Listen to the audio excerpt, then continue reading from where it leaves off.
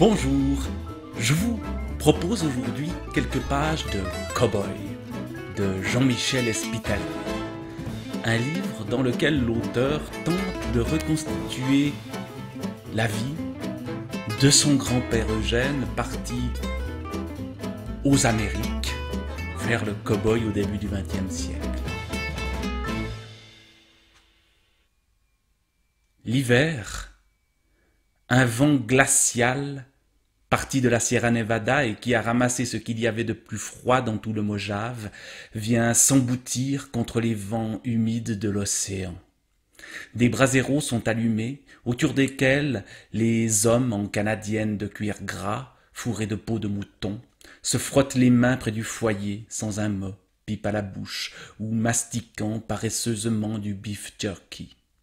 Les feux des braseros redessinent les visages, les rendent plus durs, plus sombres, plus nerveux, plus creusés. Les vaches sont immobiles et semblent attendre que ça passe. Les longhorns dorment dehors par tous les temps. Quelqu'un peut-être joue de l'harmonica. Les chevaux sont au corral ou dans les étables. Les naseaux fument comme dans les livres où il est question de bétail à naseaux fumants. On n'attend plus que « The End » en lettres blanches sur le ciel d'encre. À quoi peut bien penser Eugène, calé contre une botte de foin à respirer l'air frais en écoutant la nuit à vache? Pense-t-il encore à son lointain pays? Certainement oui, mais pas trop quand même, un peu, mais parfois pas du tout. Il lui arrive d'y penser, mais pas toujours. Le plus souvent, il n'y pense pas, mais parfois il y pense un peu. Et quand il y pense un peu, ça ne dure jamais très longtemps. Il y pense un peu de temps en temps, mais pas tellement, et pas souvent. Finalement, en tout cas, jamais très longtemps, et toujours plus de moins en moins. Il y a trop à faire ici. Garder, compter, conduire, nourrir, rentrer le fourrage, s'occuper du bétail, le bouchonner, l'amener au ferrage toutes les 6 semaines, entretenir tout son harnachement, étrier, éperon, bridon, selle et tapis de selle, sangles de cuir graissé, longe, fouet, lasso. Le lasso est très important. Il est comme un nouveau membre poussé au bout du bras.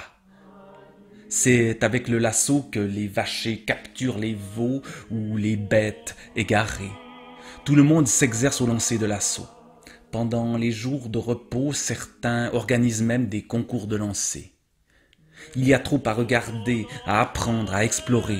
Il y a trop à faire ici. Il y a trop à vivre. Avec tout ça, pas une minute à soi pour rêvasser. De toute façon, les hommes qui s'occupent des vaches sont rarement de la catégorie des rêveurs, sauf dans les livres où il est question d'hommes qui s'occupent des vaches. Tous les 3 mois, les plus belles bêtes sont sélectionnées pour le parc d'engraissement où on les gave comme des oies en leur donnant des fournées de maïs et le plus gras des pâturages afin qu'elles deviennent plus belles bêtes encore. Un quintal de gagné, c'est quelques dollars supplémentaires. On ne plaisante pas avec les dollars supplémentaires. Après, on les conduit aux abattoirs de Los Angeles et parfois on les charge dans des wagons à bestiaux direction Wichita, Kansas et même Chicago. C'est un cycle assez normal. Et c'est le cycle de la vie d'un peu tout le monde. Sauf qu'en général, si l'on est un homme, on ne finit pas toujours sous le couteau du boucher. Et donc, on n'attend plus que The End, en lettres blanches, sur le ciel d'encre picoré de petites étoiles américaines. Or, ça n'est pas encore la fin. Eugène est planté là, au beau milieu de sa vie aux Amériques, piqué comme un bon Bix sur son extrême présent, lequel ne bouge pas beaucoup. Et on dirait qu'il commence à y prendre goût. Les nouvelles de la famille sont rares, le courrier met plus d'1 mois pour venir d'Europe et le différé donne peu d'intérêt à ce qui s'y raconte. On lui parle des fêtes de Noël et la lettre lui parvient au 1er jour de février, des moissons du 15 août et il la décachette alors que les jours ont déjà beaucoup baissé. Tout ça n'est plus vraiment son affaire. La vie quand même, c'est très ingrat. Parfois, lorsqu'il s'endort, il écoute sa respiration et se demande peut-être alors s'il s'agit bien de la même respiration que celle qu'il écoutait était là-bas, dans ces montagnes, quand il était petit.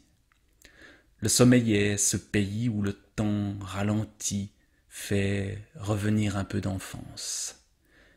Il ne se rend sans doute pas compte qu'il se demande ce que les changements de vie peuvent faire au corps. Il ne se rend même pas compte qu'il ne se rend pas compte. Sa tête est ailleurs, c'est-à-dire à peu près nulle part, ou disons dans les granges, les étables ou le corral. Sa pensée pense juste à côté de la pensée de son corps. Et c'est son corps qui pense pour lui sans le lui dire.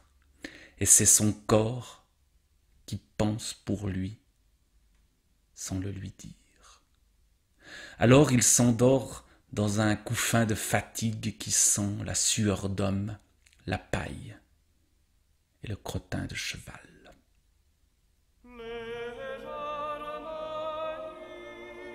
Voilà le quotidien d'Eugène, le grand-père de Jean-Michel Espitalier, parti des Alpes pour les Amériques.